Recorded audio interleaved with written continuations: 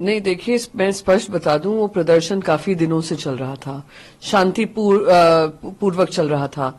जिस तरीके से ये सरकार ने, जो सरकार का अहंकार है, ये अनकॉन्स्टिट्यूशनल इलीगल सरकार का अहंकार है, वहां के गृह मंत्री देवेंद्र फडणवीस ने लाठीचार्ज के ऑर्डर किए, जो पुलिस वालों ने, पुलिस कर्मियों ने उन बच्चों पे, महिलाओं पे, सब पे लाठीचार्ज किया और जम के उनको लाठियां मारी और काफी उसमें इंजरीज हुई हैं।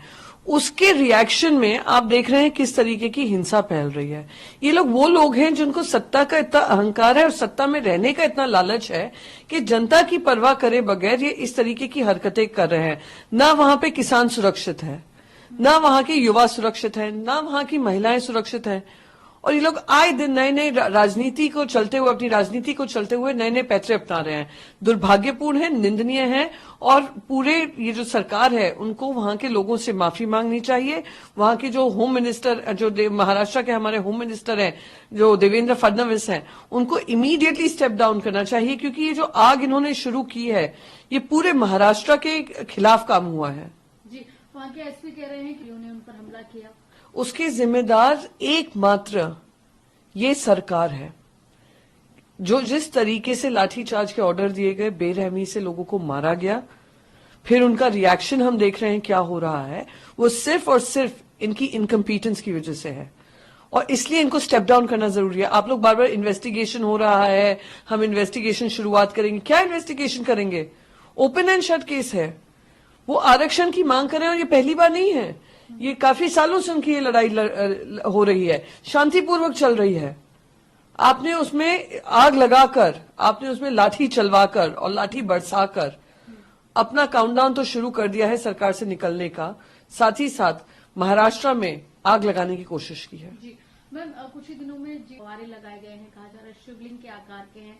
आम आदमी पार्टी कह रही है भगवान शिव का और हिंदू धर्म का अपमान है, ये आम आदमी पार्टी ने। हाँ, आप जिस तरीके से आप देखिए, G20 के लिए आप शिवलिंग के शेप में आप फाउंटेन्स बना देते हैं।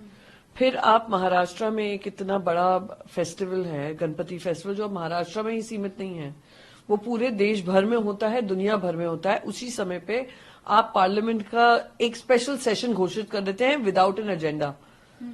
ये जो हिंदू, ढोंगी हिंदू हैं, जो राजनीति को से जुड़े हुए हिंदू हैं, जो अवसरवादी हिंदू हैं, वो सामने देश के आते जा रहे हैं।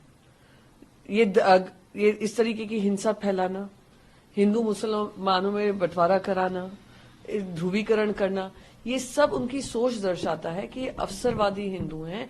इन्होंने हिंदू होने का चोला पहना हुआ है।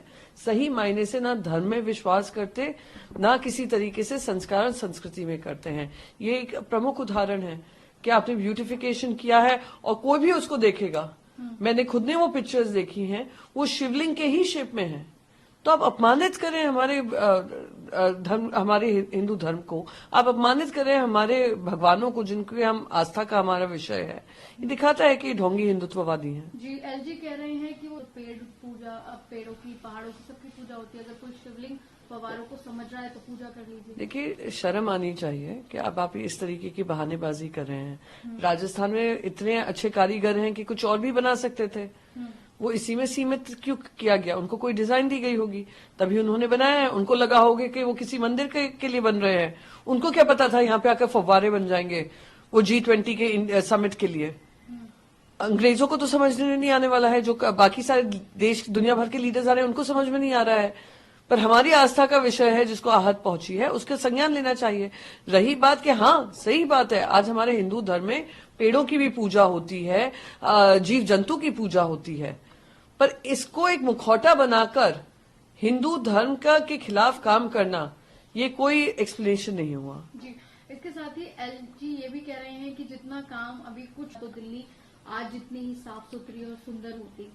अच्छा, वो आम आदमी पार्टी के लिए कह रहे थे। मुझे लगा वो मोदी जी पे कटाक्ष कर रहे थे कि 9 साल से वो सरकार में हैं और दिल्ली में लॉ एंड ऑर्डर व्यवस्था रही हो और बाकी सारी इंपॉर्टेंट व्यवस्था रही हो, वो तो केंद्र सरकार के हाथ में है। तो केंद्र सरकार की नाकामयाबी है कि आज दिल्ली को जो अर्बनाइजेशन मिलना चाहिए था, उसमें आप अड़ंगा डालते हैं। इतने सालों से म्युनिसिपल कॉर्पोरेशन में सरकार आपकी थी, मेयर आपके थे, अभी आकर बदलाव हुआ है। तो जैसे ही बदलाव हुआ है वो काम पे लग गए हैं। साथ ही साथ आप देखिए 9 साल की अगर बात करें तो अचानक से रातों रात जब G20 की मीटिंग्स मुंबई में हुई थी, वहां पे ब्यूटिफिकेशन की बजाय वहां पे वॉल्स खड़ी कर दी थी, प्लास्टिक की वॉल्स बना दी थी लंबी लंबी G20 दिखाने में। ये ब्यूटिफिकेशन नहीं होता है, ये अपनी नाकामयाबी और असफलता छुपाने का बात होता है। जी मैम, इसके साथ ही आज एक बड़ा मिशन चंद्रमा के बाद आदित्य L1 लॉन्च किया गया। मैं इसरो के सभी लोगों को, साइंटिस्ट हों, हमारे इंजीनियर्स हों, सबको बधाई देना चाहूंगी कि एक के बाद एक वो देश के लिए इतने अभिमान लाने वाले काम हो रहे हैं और एक सक्सेसफुल लॉन्च हुआ है। और मैं उम्मीद करती हूं, और ऑलरेडी हमारा देश उन 4 देशों में शामिल हो गया, 3 देशों के साथ शामिल हो गया है जिन्होंने ये L1 मिशन लॉन्च किया है, सोलर मिशन। तो हम उसमें से एक होंगे, ये गर्व की बात है। और 130 करोड़ इंडियंस आज सब गौरवान्वित तो फील कर ही रहे हैं, पर साथ ही साथ अपना एक अभिमान की फीलिंग है कि आज हमारे देश ने वो कर दिखाया है जो अनगिनत देश नहीं कर पाए हैं, डेवलप नेशंस नहीं कर पाए हैं। जी मैम, रक्षाबंधन का दौर हाल ही में बीजेपी कह रही है कि लगातार राजस्थान हो, छत्तीसगढ़ हो, यहाँ पर बलात्कार और जैसी घटनाएं बढ़ रही हैं, सरकार कुछ काम नहीं कर रही है। जेपी नड्डा का खुद बयान सामने आया है। देखिए, बहुत ही दुर्भाग्यपूर्ण है, बहुत ही निंदनीय है और आए दिन हम सुन रहे हैं कि ऐसी घटनाएं सामने आ रही हैं। पर साथ ही साथ अगर आप एक चीज नोट करेंगे, एनसीडब्ल्यू ने इमीडिएटली उस पर संज्ञान लिया। मणिपुर में उनको चिट्ठियां लिखते रहे, उन्होंने संज्ञान नहीं लिया। मैं वॉट अबाउटरी बिल्कुल नहीं करूंगी, पर यहाँ वहां के दोनों मुख्यमंत्रियों ने जवाबदारी लेकर कहा कि जो लोग इसके पीछे शामिल हैं हमने उनको हिरासत में ले लिया है 24 घंटे के अंदर अंदर। राजस्थान की बात हो तो जो ये नग्न अवस्था में महिला को घुमाया गया उनके परिवारजनों ने ही किया गया, वो और भी निंदनीय है। ये घोर अपराध है, पाप है, और ये सब पाप की भागीदारी हैं जिन्होंने इस तरीके की हरकत की है। पर उनके पाप के साथ साथ इनको सख्त से सख्त सजा हो, जल्द से जल्द सजा हो, और ये फास्ट ट्रैक कोर्ट में इनको सजा मिले और सख्त से सख्त सजा मिले, यही दोनों सरकारों से उम्मीद है और अपेक्षा है। जी, वन नेशन का जो एक रूल बीजेपी लेकर आ रही है, वन पार्टी। हाँ, तो जिस तरीके से इनके काम चल रहे हैं कि one nation one tax, one nation one ration card, one nation one this, one nation one that, तो ये जो वन नेशन की थियोरी है वो बिल्कुल जो हमारे हिंदू धर्म जो यूनिटी एंड डिवर्सिटी में मानती है, जो वासुदेव कुटुंबकम मानती है, उसके खिलाफ काम हो रहा है।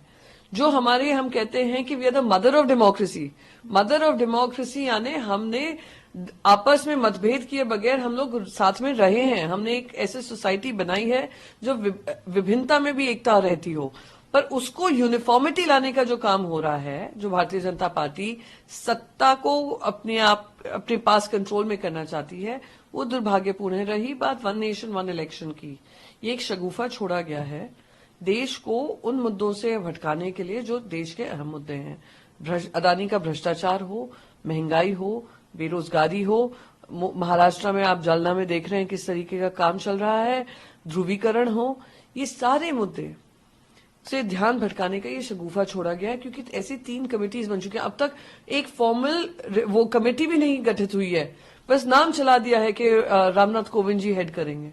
क्या उनका अधिकार क्षेत्र होगा, कौन उनके साथ कमेटी में होगा, क्या टाइम फ्रेम होगा, कुछ उस पर चर्चा नहीं है।